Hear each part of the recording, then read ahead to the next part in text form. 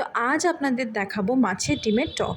প্রথমেই আমাদের লাগছে মাছের ডিম এবং তেঁতুল। প্রথমেই কড়াইয়ে তেল দিয়ে মাছের ডিমটা বড় আকারে কড়াইয়ে দিতে হবে এবং তারপর ভালো করে ভেজে নিতে হবে। মাছের ডিমের বড়া একদম রেডি। দেখতেই পাচ্ছেন কত সুন্দর করে আমরা মাছের ডিমের বড়াটা ভেজে নিয়েছি।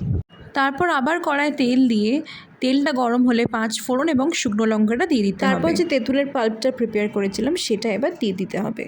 আমি আবারও বলছি, রেসিপিটা বানানো ভীষণ ইজি এবং খুব টেস্টি। টকটা যখন ফুটবে তখন তার মধ্যে আন্দাজ মতো নুন, হলুদ গুঁড়ো, লঙ্কা গুঁড়ো এবং চিনিটা দিয়ে দিতে হবে, কারণ আপনারা জানেন টকে একটু চিনি লাগেই।